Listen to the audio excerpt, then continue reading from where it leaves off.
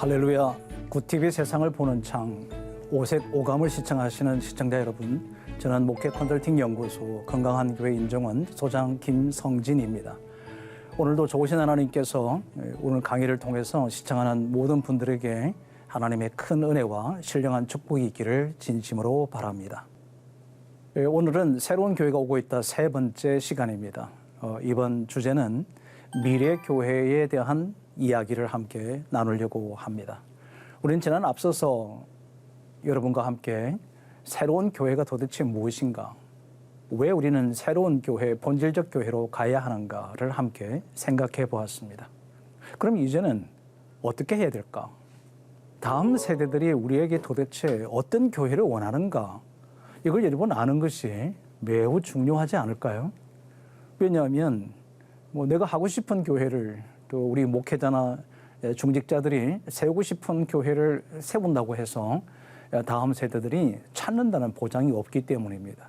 그러면 그 다음 세대들은 도대체 어떤 교회를 원할까라고 하는 것이죠.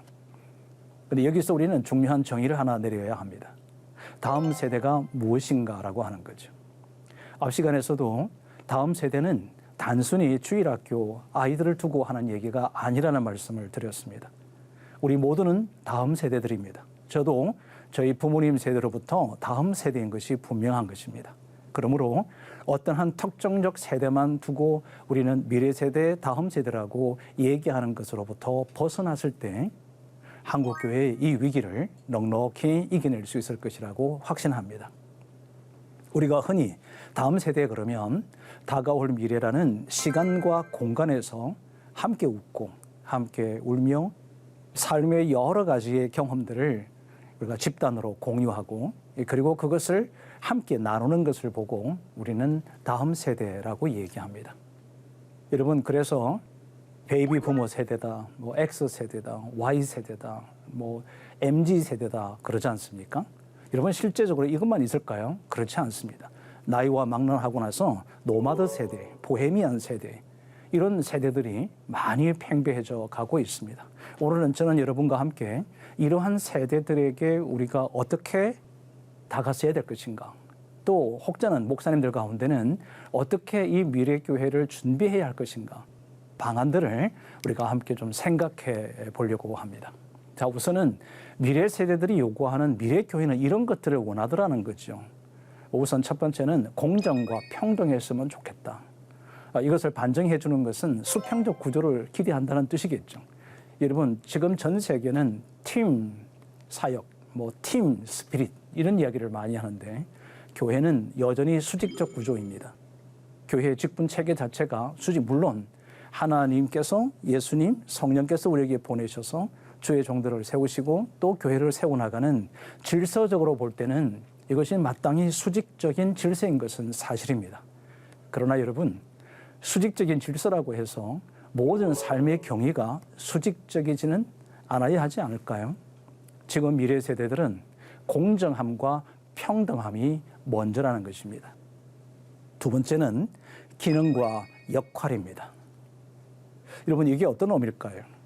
과거처럼 기능적인 교회를 하자 이런 의미가 결코 아닙니다. 교회가 마땅히 해야 될 것이 무엇인가? 이 사회 속에서 우리는 어떤 역할을 감당해야 될 것인가를 묻는 거죠.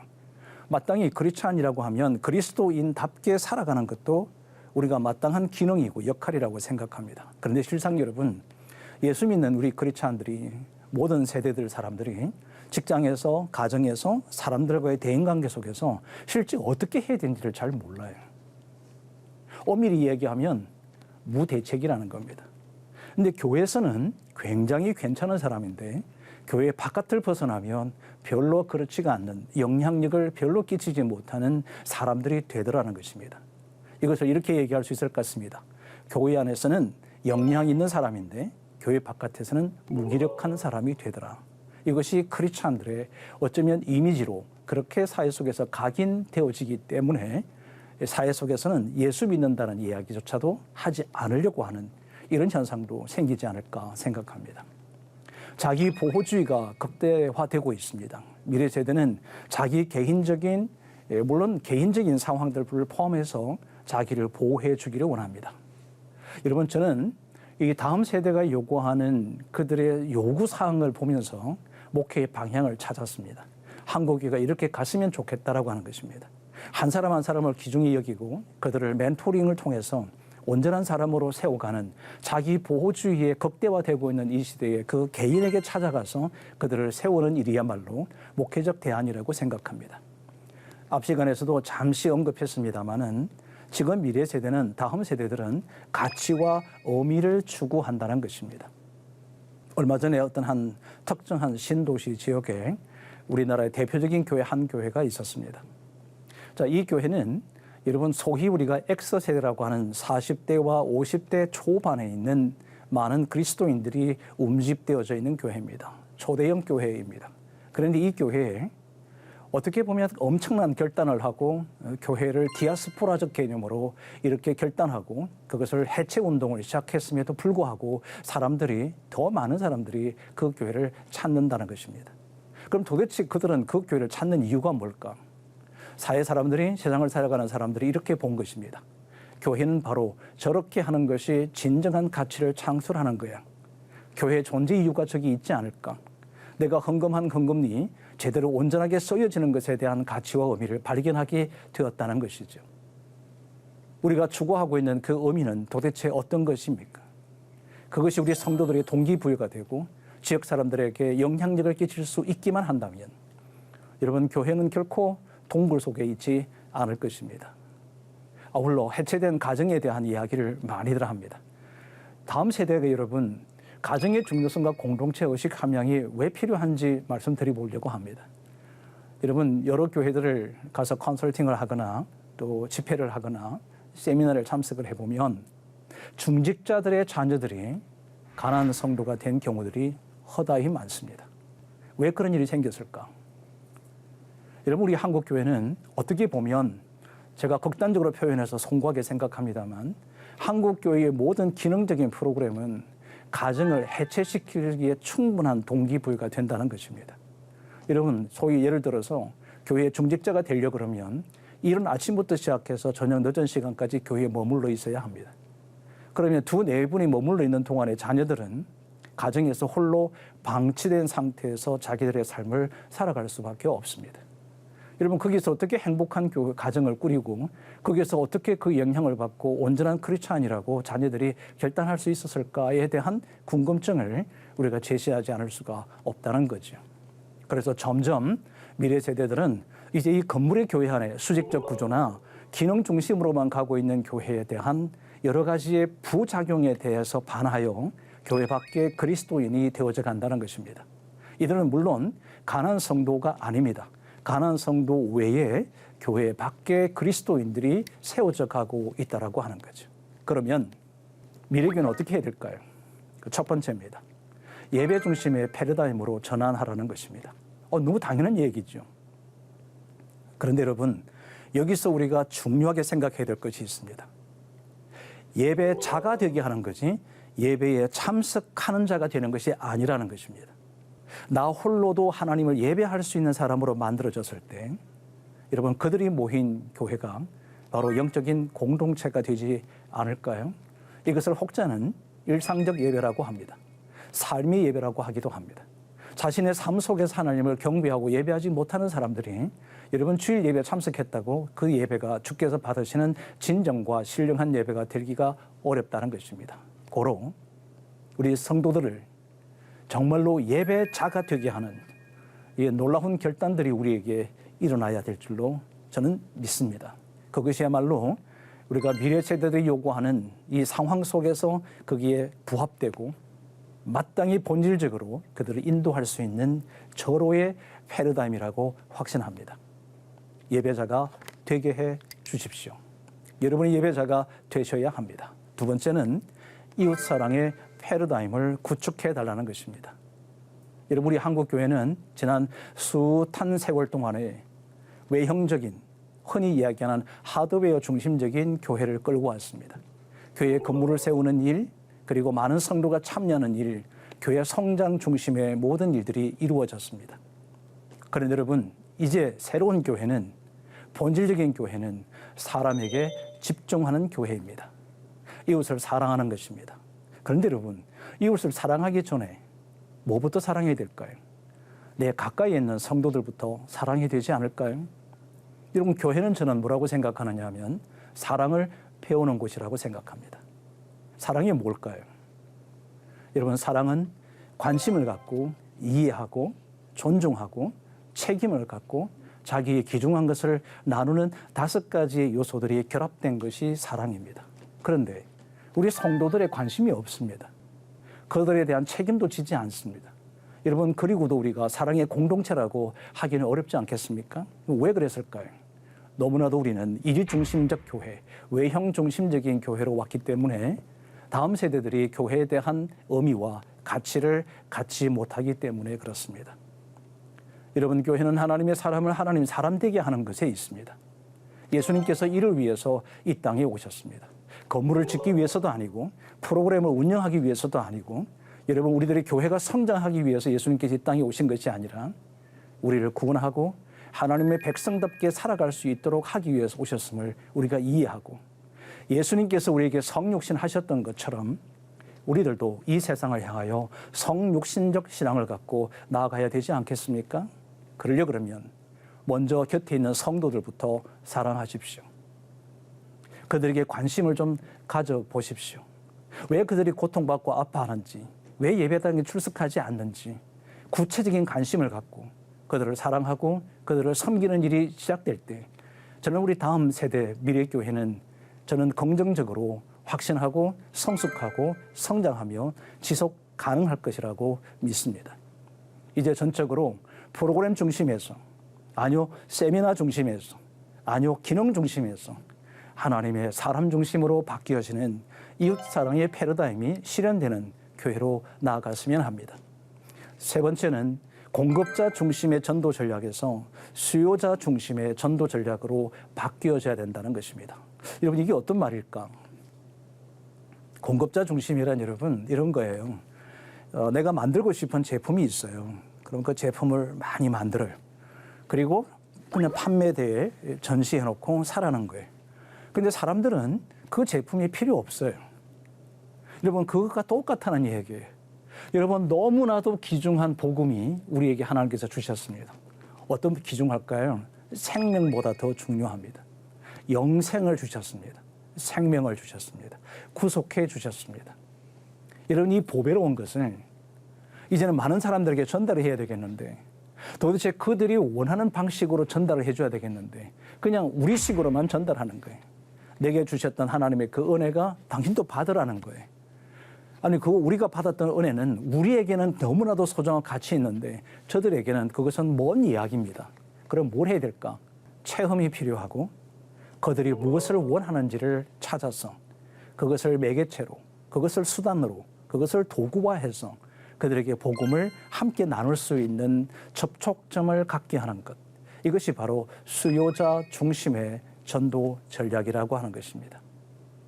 네 번째는 우리가 해야 될 것이 라이프 스타일에 따른 가정교회 소그룹으로 전환하는 것입니다. 이것을 필요 중심적 가정교회라고 이렇게 명칭을 내려보았습니다.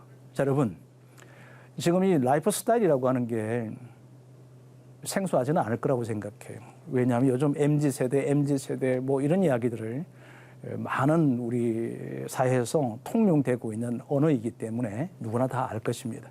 그래서 MZ세대는 젊은 20대, 그리고 Y세대는 30대 후반, X세대는 40대, 그리고 60대 언저리에 있는 분들, 이상 되는 분들은 베이비 부머 세대 이렇게 얘기해요. 근데 여러분, 이것은 연령적 구분이거든요. 근데 여러분, 지금은요, 연령하고 관계없이 이 보버서 세대라고 라이프 스타일을 가지고 있는 사람들도 있고, 보헤미안적인 라이프 스타일을 가지고 있는 사람도 있고, 노마드의 라이프 스타일을 가지고 있는 사람도 있습니다. 제가 아는 친구 하나는 얼마 전에 캠핑카를 준비했습니다. 60대 중반인데도 캠핑카를 준비하고 이제 여유로운 시간이 되기만 하면 가족들과 함께 2-4배가 함께 캠핑카를 가지고 가고 싶은 곳을 이렇게 이동해 가는 것을 봅니다. 우리는 그를 보고 젊은 친구들만, MZ세대에 있는 친구들만 노마드 캠핑카를 가지는 것이 아니라 자신의 라이프 스타일이 나이와 관계없이 많이 확대되었다는 것입니다. 자, 그런데 여러분, 우리 교회를 가만히 보면요, 교회는 여러분 너무 획일적이에요.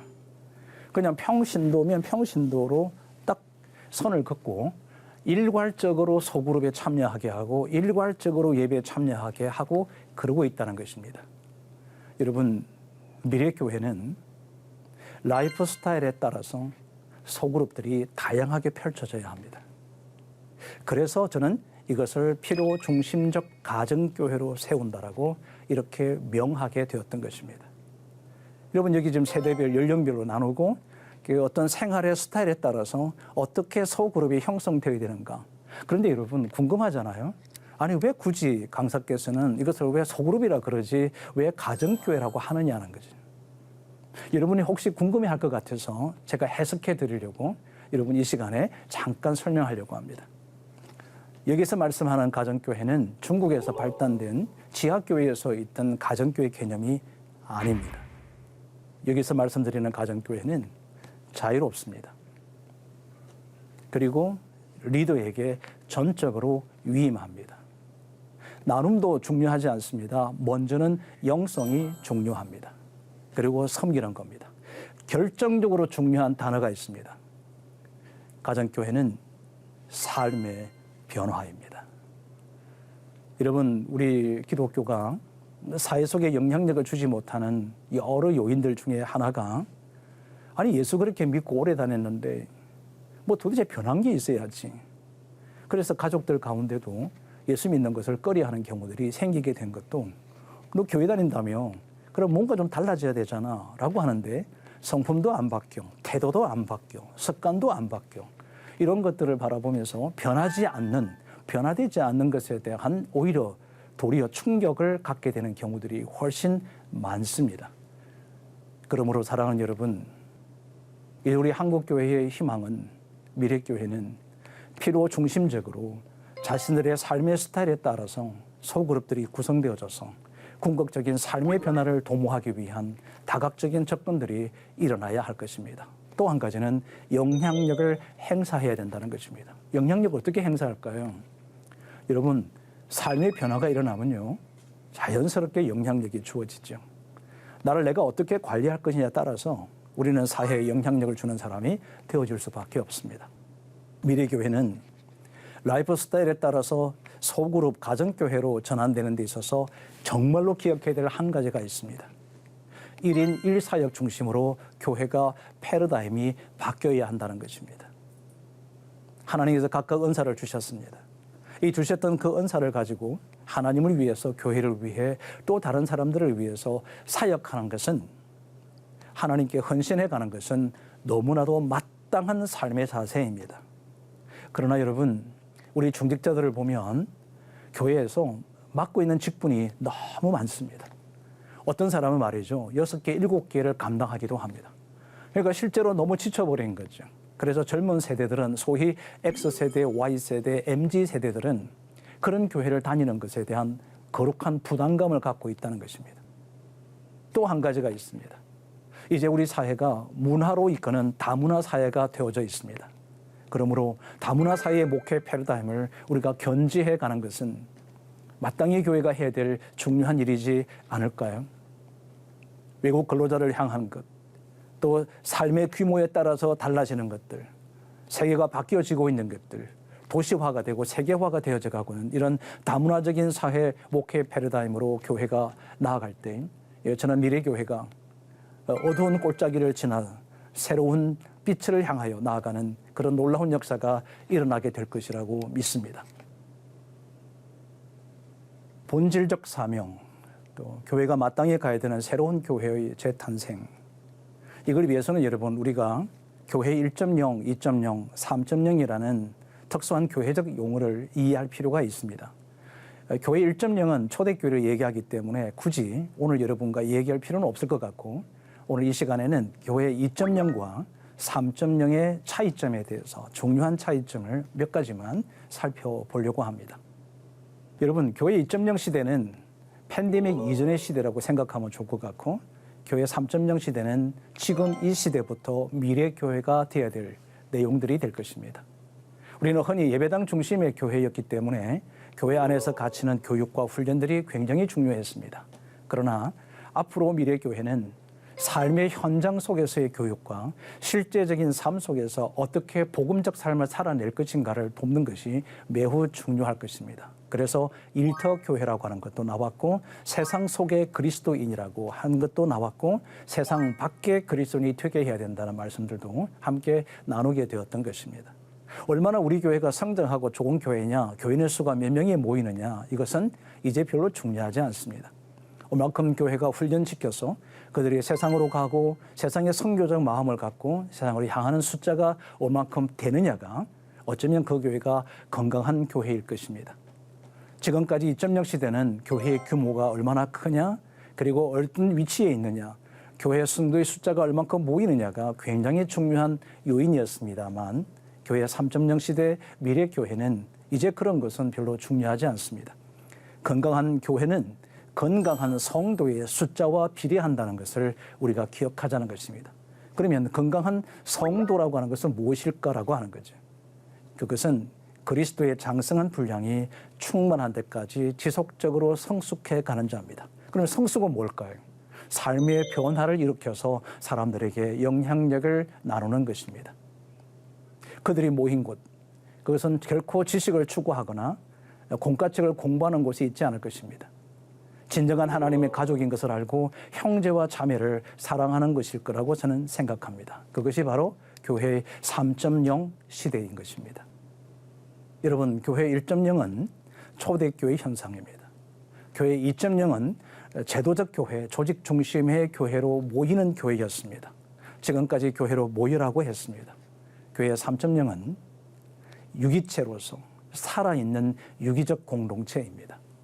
철저하게 본질적 사명을 수행하는 것이 3.0 시대, 미래교회가 추구해 가야 되는 본질적 접근이 될 것입니다.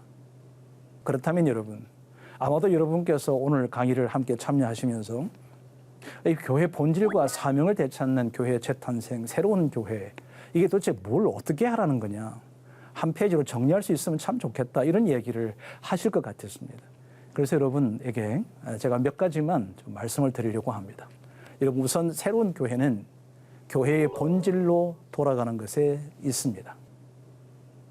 본질로 돌아간다라고 하는 것은 무엇을 뜻하는 걸까? 도대체 어떻게 하는 걸까?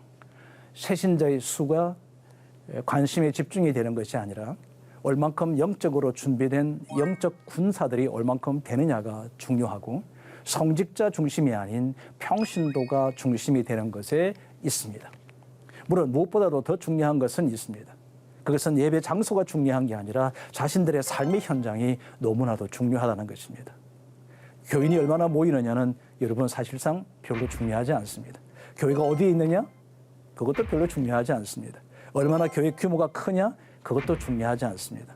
중요한 것은 그 모이는 곳에 정말 그리스도를 닮아가는 성도들이 2-3명의 이름으로 그들이 모인 곳이 바로 진정한 교회지 않을까요?